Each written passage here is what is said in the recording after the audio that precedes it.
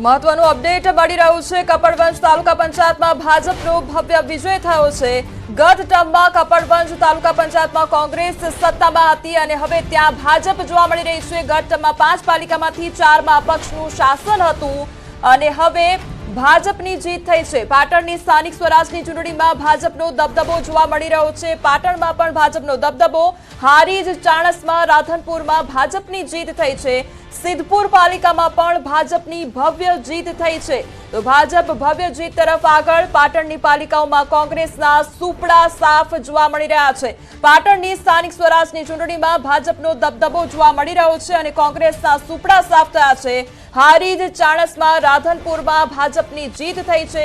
બીજી તરફ अन्य परिणामों विषे जो बात करवामां आवे, कपड़वंज तालुका पंचायतमां भाजपनो भव्य विजय थयो छे। गत टर्ममां कपड़वंज तालुका पंचायतमां कोंग्रेस सत्तामां हती अने हवे भाजप सत्तामां जोवा मळी रही छे। जूनागढ़मां हरिया તેમજ ગીરિયાનો વિવાદ સામે આવ્યો હતો અને લોકોએ કચકચાવીને ભાજપને મત આપ્યા છે। લોકો દ્વારા ખોબલે ને ખોબલે ભાજપને મત આપવામાં આવ્યા છે। 44 બેઠક પર ભાજપનો ભગવો લહેરાયો છે। 11 બેઠક પર કોંગ્રેસનો વિજય થયો છે। તો એક બેઠક પર અપક્ષનો દબદબો જોવા મળ્યો છે। કપિલભાઈ, તમારી પાસે આવીશ અને અત્યારની વાત કરીએ, જેમ કે રાધનપુરની વાત કરીએ, પાટણમાં જોઈએ તો કોંગ્રેસ જીતી નથી શકી એટલી બેઠકો। બીજી તરફ કપડવંજની વાત કરીએ, કોંગ્રેસ સત્તામાં હતી અને ભાજપે હવે ત્યાં સત્તા વાપસી કરી છે। કઈ રીતે આપ મૂલવો છો આ પ્રકારના પરિણામને? ચોક્કસથી જે પ્રકારે 7 વર્ષ બાદ, સામાન્યतः 5 વર્ષે ચૂંટણીઓ થતી હોય, પરંતુ આ ચૂંટણીઓ 7 વર્ષ બાદ થઈ રહી છે। ચૂંટણીઓ થવા બદલ ગુજરાતના લોકોને અભિનંદન પાઠવું છું, કારણ કે લોકોમાં વિશ્વાસ ઉઠી ગયો હતો કે હવે ચૂંટણીઓ કદાચ થશે કે નહીં થાય। ભારતીય જનતા પાર્ટી જે પ્રકારે અનામત નાબૂદ કરવાનો જે કારસો રચ્યો, ઓબીસી અનામત નાબૂદ કરવાનો ચૂંટણીઓમાંથી, અને એના કારણે આ ચૂંટણીઓ પેન્ડિંગ પડી રહી હતી અને ભારતીય જનતા પાર્ટીના શાસનના વહીવટદારોનું શાસન ચાલતું હતું અને એનાથી મુક્તિ મળવા જઈ રહી છે। ચૂંટણીઓમાં હાર જીત થાય એ 2 નંબરની વસ્તુ છે। ક્યાંક હારીએ છે, ક્યાંક જીતીશું। ભારતીય જનતા પાર્ટી ક્યાંક હરખાતી હોય તો જીત્યા હોય તો અભિનંદન। કપિલભાઈ, આપ આપની વાત પૂરી કરશો। એક મહત્વપૂર્ણ સમાચાર આવી રહ્યા છે, તે દર્શકોને જણાવી દઈએ। સ્થાનિક ચૂંટણીની ઉજવણીમાં લોરેન્સની એન્ટ્રી થઈ છે। સ્થાનિક સ્વરાજની ચૂંટણીના પરિણામ આવી રહ્યા છે। ખેડાના મહેમદાવાદ પાલિકાની ચૂંટણીનો વિડીયો સામે આવ્યો છે, જ્યાં લોરેન્સ બિશ્નોઈના બેનરો સાથેનો વિડીયો વાયરલ થયો છે। લોરેન્સ બિશ્નોઈની એન્ટ્રી થઈ છે। સોનાવાલા હાઈસ્કૂલ પાસેનો આ વિડીયો હોવાની ચર્ચા છે। પોલીસે 2 યુવકોની ધરપકડ કરી છે। 2 યુવકો આખરે ક્યાંના હતા, શું કનેક્શન છે લોરેન્સ બિશ્નોઈની એન્ટ્રીનું, તે જણાવશે અમારા સંવાદદાતા ઉમંગ જોડાઈ ગયા છે। તેમની પાસેથી જાણીએ। ઉમંગ, ખેડાની વાત કરીએ તો આખરે આ લોરેન્સ બિશ્નોઈની એન્ટ્રી કેવી રીતે થઈ ગઈ? વિડીયો એક વાયરલ થયો છે। ચોક્કસથી દીપા, ખેડાની અંદર 5 નગરપાલિકા અને 2 તાલુકા પંચાયતનું પરિણામ સવારથી આવી રહ્યું છે, ત્યારે મહેમદાવાદની અંદર જે પ્રકારના દ્રશ્યો સામે આવે છે, જે વિડીયો વાયરલ થયો છે, તેની અંદર જીતની ખુશીમાં લોરેન્સ બિશ્નોઈના 2 પોસ્ટરો લઈને 2 યુવકો પબ્લિક વચ્ચે કૂદતા દેખાઈ રહ્યા છે। આ સમગ્ર બાબતે લઈને પોલીસ દ્વારા 2 વ્યક્તિની અટકાયત કરી છે, પરંતુ ચૂંટણીની અંદર જે જીતેલા ઉમેદવાર છે તે ભાજપના ઉમેદવાર હોવાનું સામે આવ્યું છે। ભાજપના ઉમેદવારની જીત થતા તેની ખુશીમાં આ લોકો પોસ્ટર લઈને આવ્યાની વાત સામે છે, પરંતુ આ યુવકો પોસ્ટર કયા મતલબથી લઈને આવ્યા, કેમ લોરેન્સ બિશ્નોઈનું પોસ્ટર નગરપાલિકાની ચૂંટણીમાં જોવા મળ્યું, એ દરેક અત્યારે છે। અત્યારે સમગ્ર બાબતે જિલ્લા પોલીસ દ્વારા તપાસનો ધમધમાટ ચાલુ કરી દેવાયો છે અને 2 યુવકોની અટકાયત કરી અને તેમની પૂછપરછ કરવામાં આવી છે। એટલે પોલીસ જ્યારે આ સમગ્ર બાબતે ખુલાસો કરશે ત્યારે જ ખબર પડશે કે કેમ લોરેન્સ બિશ્નોઈના પોસ્ટર સાથે આ લોકો યુવકો આવ્યા હતા અને તેની પાછળનું મકસદ શું હતું। પરંતુ ચોક્કસ કહી શકાય કે મહેમદાવાદ નગરપાલિકાની ચૂંટણી અંદર આ પ્રકારના દ્રશ્યો સામે આવ્યા છે। ઉમંગ, જે યુવકો આ બેનર લઈને આવ્યા હતા તેમની પાસેથી કોઈ પ્રતિક્રિયા મળી છે? પોલીસે કોઈ પ્રતિક્રિયા આપી છે? પૂછપરછ કરી હશે, પ્રાથમિક પૂછપરછ? ચોક્કસથી દીપા, થોડા સમય પહેલા જ્યારે પોસ્ટરનો વિડીયો વાયરલ થયો તે બાબતે મહેમદાવાદના જે નાયબ પોલીસ અધિક્ષક છે તેની સાથે ન્યૂઝ 18 ગુજરાતીએ વાત કરી હતી। તેમનો જવાબ માત્ર એટલો હતો કે હાલમાં જ 2 યુવકોની અટકાયત કરી છે, તેમનો પોસ્ટર લાવવાનો મકસદ શું છે આ તમામ બાબતે પૂછપરછ કરી રહ્યા છે। પૂછપરછ બાદ તમામ જે પોલીસ છે તે પોતાની પ્રતિક્રિયા આપી સમગ્ર હકીકત બહાર આવશે। અત્યારે પોલીસ માત્ર એટલું કહી રહી છે કે આ બંને જે યુવકો છે તેમની પૂછપરછ કરવામાં આવી છે કે તેઓ કયા કારણે પોસ્ટર લઈને આવ્યા હતા। જી ઉમંગ, સમગ્ર માહિતી બદલ આપનો આભાર। તો જે પ્રમાણે હવે પરિણામો ધીરે ધીરે સામે આવી રહ્યા છે અને આ ખેડાની ચોંકાવનારી ઘટના કે જ્યાં આગળ લોરેન્સ બિશ્નોઈના પોસ્ટર જોવા મળ્યા છે। બિપિનભાઈ, આપને સવાલ કરવો છે કે અત્યારે જે પ્રમાણે પરિણામો આવી રહ્યા છે ત્યારે સવાલ એ પણ થાય કે જ્યારે ગામડાનો વ્યક્તિ હોય છે તે સીધો રાજ્ય સરકાર કે પછી કેન્દ્ર સરકાર સુધી પહોંચી નથી શકતો ને એટલા માટે જ આ આખો વોર્ડ બનાવવામાં આવતો હોય છે ને ઉમેદવારો નીમવામાં આવતા હોય છે કે ત્યાં સુધી ગામના લોકો પોતાના પ્રશ્નો લઈને પહોંચી શકે.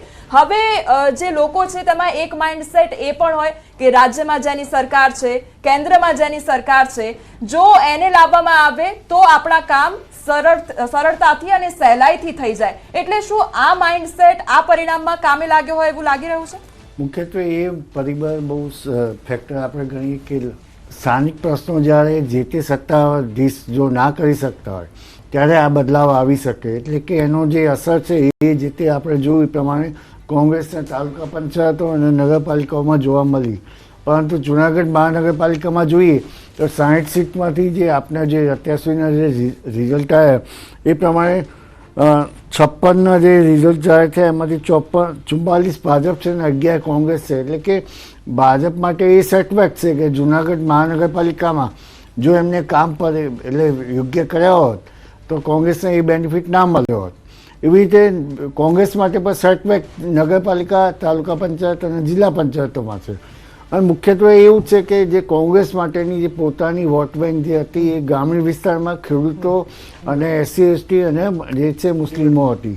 એ તમામમાં જાકારો મળ્યો એ બહુ એમને બહુ ચિંતિત થવાનું એટલે કે એક એમને મનોમંથન કરવાનો વિષય આવ્યો કે આવનારી 2027ની ચૂંટણીમાં એમના માટે જે છે એ જે પરિસ્થિતિ જેવી રીતે દિલ્હીમાં થઈ એવી ના થાય એ માટે એમને આગામી મંથન કરવું પડે. પારુલબેન, તમને સવાલ કે આખરે સ્થાનિક સ્વરાજની ચૂંટણીમાં જે રાષ્ટ્રીય મુદ્દાઓ છે તે કેમ હાવી રહે છે? જ્યારે કરજણની વાત કરીએ તો તમારા નેતા સતીશ પટેલ એવું કહેતા જોવા મળ્યા કે બુલડોઝર કાર્યવાહી થશે. એટલે આવી ધમકીની પણ ચર્ચાઓ વહેતી થઈ હતી કે શું મતદારોને સતીશ પટેલ ધમકી આપી રહ્યા છે કે તમે અમને વોટ નહીં આપો તો બુલડોઝર કાર્યવાહી તમારી ઉપર પર થશે. આ પ્રકારના મુદ્દાઓ કેમ પાયાની સુવિધાઓના મુદ્દા નથી જોવા મળતા? દીપાબેન, આ જે તમે વાત કરીને એ કોઈ પાર્ટીની લાઈન નહોતી. જો એવું હોત તો બધા જ વોર્ડમાં આ વસ્તુ થઈ હોત અને બધેથી આ કમ્પ્લેન આવી હોત. પણ એવું નથી થયું. ક્યાંક પોતે પર્સનલ લેવલ ઉપર આ નિવેદન આપ્યું હોય તો એ અમે પણ ખંડન કરીએ છીએ અને બધા નેતાએ પણ એનું ખંડન કર્યું છે અને એ ખોટું છે, થવું જ ના જોઈએ. જ્યારે આપણે ચૂંટણી લડતા હોઈએ ત્યારે કામના ઉપર, કામની સામે કામ, તમે જ્યારે અમે સારા કામ કરીએ છીએ તો અમે એના ઉપર અમે મત માંગવા જઈએ છીએ. જ્યારે કોંગ્રેસ પાસે કોઈ કામ જ કર્યું નથી હોતું એના કારણે એ લોકો મત નથી માંગી શકતા. જેમ કે આગળ પણ ભાઈએ કહ્યું કે ભાઈ રાહુલ ગાંધી વારે ઘડીએ રીલોન્ચ કરે, 99 વખત ફેલ ગયા, પણ હજી પણ એમને પરિવારમાંથી બહાર નથી આવવું અને પરિવારનો જ એમને અડ્ડો જમાવીને બેસવું છે. તો લોકો સમજે છે, લોકો શાણા છે કે ભાઈ નહીં, એક પરિવાર અહીંયા નહીં સત્તાને નહીં ચલાવવા દઈએ. કારણ કે આપણે જોયું છે કે વિદેશમાં જઈને શું બોલે છે ભારત માટે. એટલે ભારતનું નામ ઉપર કરવાની વાત આવે ત્યાં રાહુલ ગાંધી ફેલ જાય છે અને ઉપરથી આપણું નામ બગાડે છે.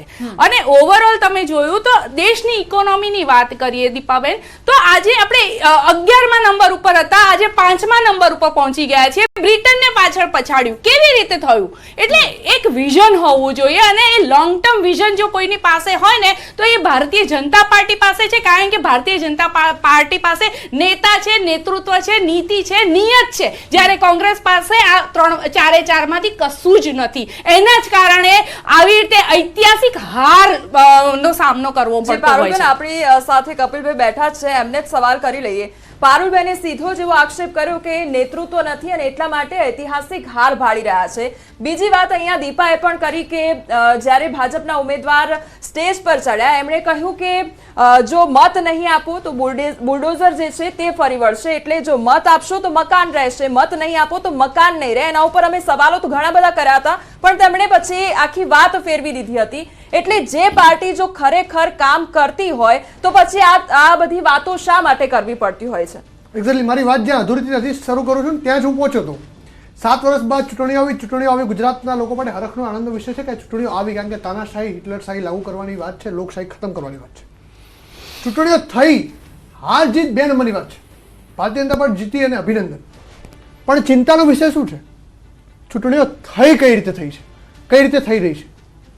ગુજરાતની અંદર ભારતીય જનતા પાર્ટીના નેતા ખુલ્લેઆમ સ્ટેજ ઉપર આવીને એમ કે કે ભારતીય જનતા પાર્ટીને મત આપજો, કોઈનું મકાન પડવા નહીં દઉં, અને જો દગો કર્યો છે તો કોઈનું મકાન રહેવા નહીં દઉં, આ ધમકી આપતા ભારતીય જનતા પાર્ટીના નેતાઓને શરમ નહીં આવતી હોય? આ દેશની અંદર લોકશાહી છે નહીં? આ કોઈના બાપની જાગીર છે આ દેશ કે ભારતીય જનતા પાર્ટીનો નેતા નક્કી કરશે કોનું ઘર રાખવાનું, કોનું ઘર તોડવાનું? અને મને તો આ વાતથી હું રિલેટ કરું છું. મારું પોતાનું ઘર તોડાવીને આવ્યો છું આજે અહીંયા આગળ. હું પોતે મારું ઘર બુલડોઝરથી તૂટ્યું છે. ભારતીય જનતા પાર્ટીની કિન્નાખોરીવાળી રાજનીતિના લીધે જ મારું ઘર તૂટ્યું છે. હું અહીંયા બેઠો છું. અને સતીશ નિશાળિયા જેવા તો ભારતીય જનતા પાર્ટીના તાલુકે જિલ્લે છે. એમ કીધું કે સતીશ નિશાળિયાનું નિવેદનનું અમે ખંડન કરીએ છીએ, ભારતીય જનતા પાર્ટી એના વિરોધમાં છે. કરો એફઆઈઆર દાખલ. સતીશ નિશાળિયા ઉપર જે મતદાતાઓને ધમકાવવાની જે ધમકી આપી એની એફઆઈઆર ભારતીય જનતા પાર્ટી સરકાર કેમ દાખલ ન કરે? કેમ ચૂંટણી કમિશન એની સામે એક્શન ન લે? તમે છાવરી રહ્યા છો, તમે પ્રોત્સાહિત કરી રહ્યા છો. અને આ બુલડોઝર નીતિનું જે લોકોની અંદર એક વર્ગ ઊભો કરે છે કે જે પિશાચી આનંદ મેળવે, આ વર્ગ ભારતીય જનતા પાર્ટી લોકોની અંદર માનસિકતા નાખી રહી છે. આ ગુજરાત માટે ખતરા સમાન છે. ચૂંટણીઓ આવવાની જવાની, પણ કોઈના આશિયાનાને તોડવાની ધમકી આપશો ને તો કુદરત માફ નહીં કરે. કોઈનું ઘર તોડવાની ધમકી આપશો ને તો કુદરત માફ નહીં કરે.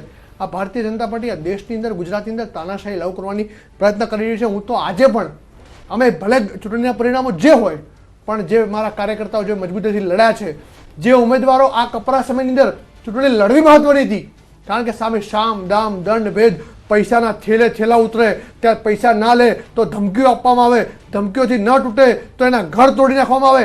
આ ભારતીય જનતા પાર્ટીની નીતિની સામે પણ કોંગ્રેસ પાર્ટીના મારા જેવા હજારો કાર્યકર્તાઓ જે મજબૂતીથી લડી રહ્યા છે એમને સલામ કરું છું.